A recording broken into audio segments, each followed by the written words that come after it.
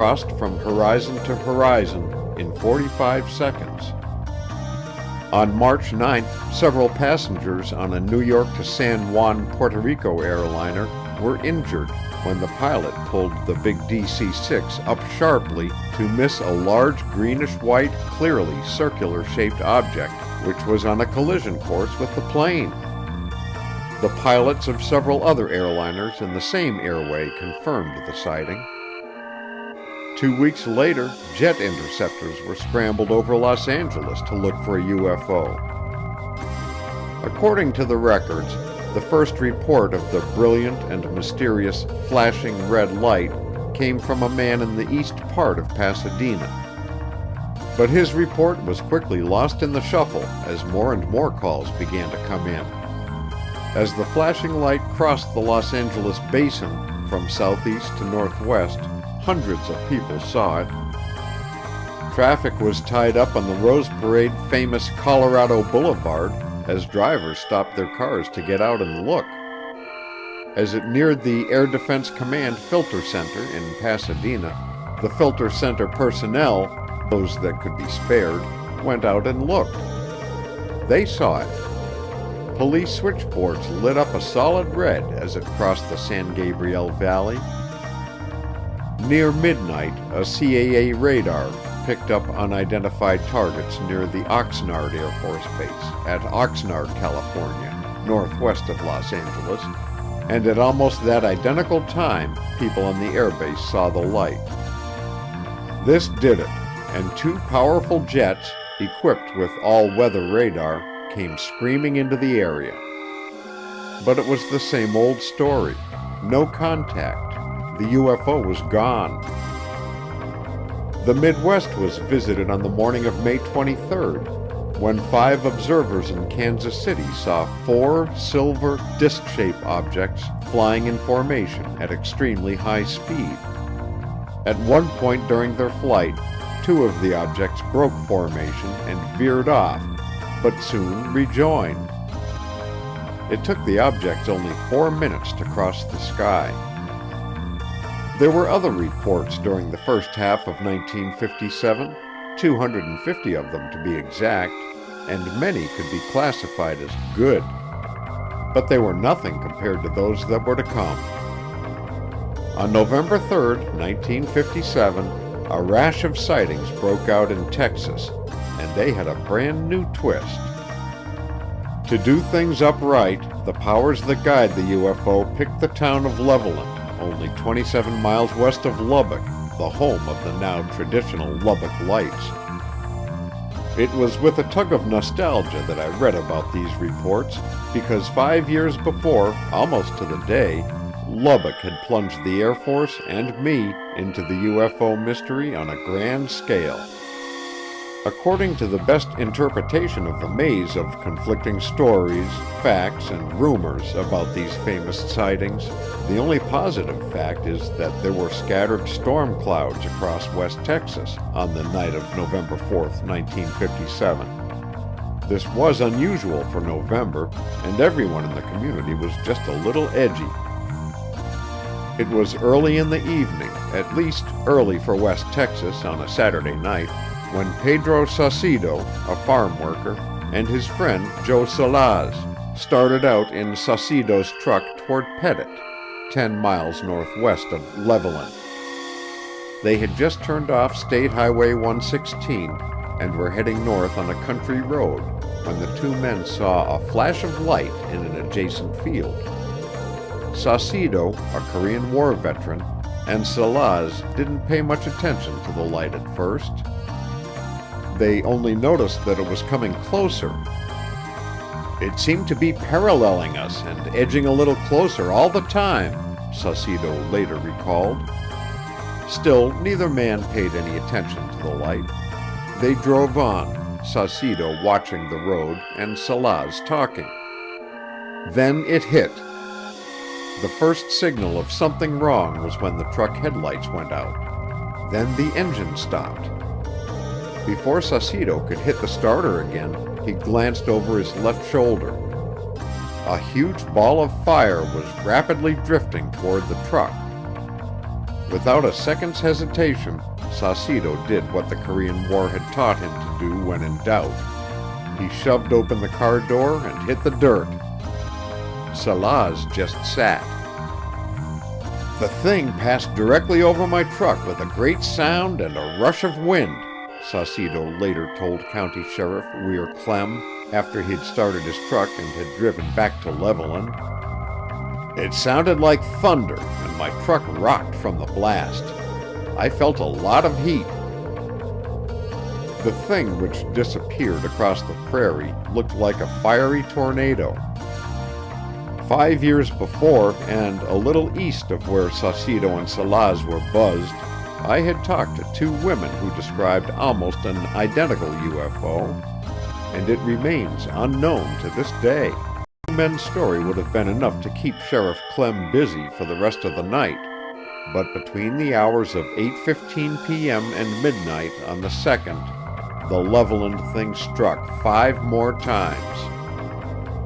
James D. Long, a Waco truck driver, came upon it 4 miles west of Levelland and fainted as it roared over his truck. Ronald Martin, another truck driver, was stopped east of Levelland, as was Newell Wright, a Texas Tech student. Jim Wheeler, Jose Alvarez, and Frank Williams added their stories to the melee. All of those who had been attacked told Sheriff Clem a similar story. The thing was shaped something like an egg standing on end. It was fiery red, more like a red neon light. It was about 200 feet long and was about 200 feet in the air. When it came close to cars, the engines would stop and the lights would go out. "Everyone," Sheriff Clem said, "seemed very excited." That night, everyone in West Texas saw UFOs. Sheriff Clem saw a brilliant light in the distance. Highway Patrolman Lee Hargrove and Floyd Cavan reported similar brilliant lights at the same time, but from a different location. The control tower operators at the Amarillo Airport, to the north, saw a blue gaseous object which moved swiftly and left an amber trail. There were dozens more. It was a memorable Saturday night in Levelland. But unbeknownst to Sheriff Clem or the residents of West Texas, they weren't alone on the visitors list. At 2:30 a.m. on Sunday morning, only a few hours after the thing raised havoc around Levelland, an Army military police patrol was cruising the super-secret White Sands Proving Ground in New Mexico. Here is their report as they gave it to Air Force UFO investigators. At approximately 02:30, 3 November 1957, Source, together with Private First Class X, were on a routine patrol of the uprange area of the White Sands Proving Ground when Source noticed a very bright object high in the sky. This object slowly descended to an altitude estimated to be approximately 50 yards, where it remained motionless for about 3 minutes. Then it descended to the ground, where the light went out. The object was not blurred or fuzzy, emitted no vapor or smoke.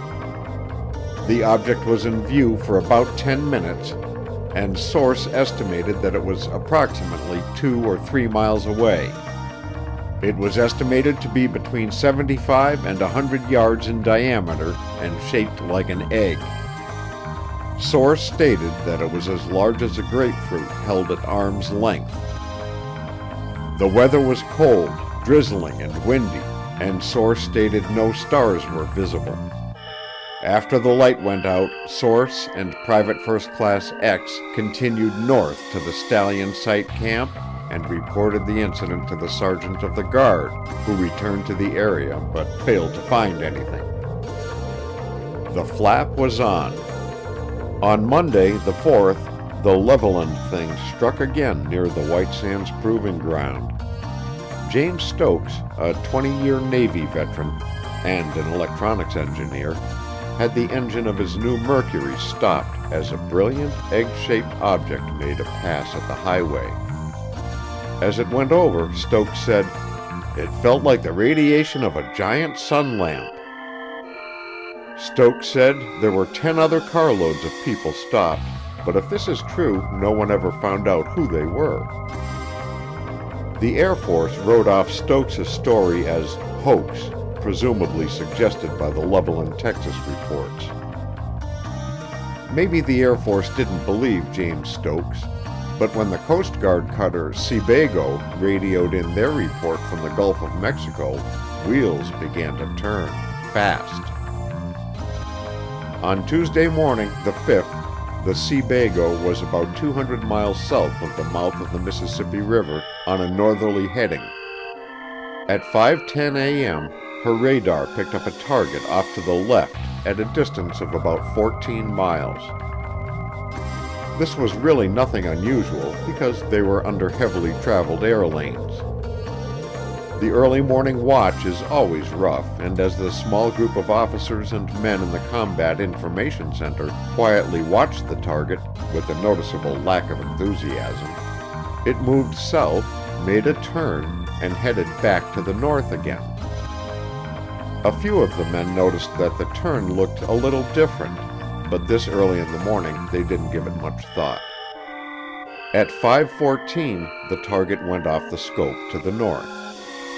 At 5:16, it was back, and the lassitude was instantly gone. Now the target was 22 miles south of the ship.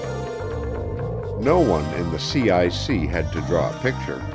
Something, in 2 minutes, had disappeared off the scope to the north, made a big swing around the ship out of radar range, and had swung in from the south. Word went up to the lookouts. They tensed up and began to scan the sky. The radar contacts continued. This second contact, south of the ship, was held for 2 full minutes as the target moved out from 22 to 55 miles. Then it faded. At 5:20, the target was back, but now it was north of the ship again, and it was hovering. Again, the lookouts were called. Could they see anything now? Their no answers didn't hold for long, because seconds later, their terse reports began to come in to the CIC. A brilliant light, like a planet, was streaking across the northwest sky. Unfortunately, the radar had lost contact for a moment when the visual report came in. At 5:37, the target disappeared from the scopes and was gone for good. The Seabago case was ended, but the UFOs continued to fly. Reports continued to come into the Air Force, and a lot of investigators lost a lot of sleep. The next day at 3:50 p.m., the CO of an Air Force weather detachment at Long Beach, California, and 12 airmen watched 6 saucer-shaped UFOs streak along under the bases of a 7,000-foot high cloud deck. On the same day, also in Long Beach, officers and men at the Los Alamitos Naval Air Station saw UFOs almost continuously between the hours of 6:05 and 7:25 p.m. Long Beach police reported well over 100 calls during this same period. During November and December of 1957, it was a situation of you name the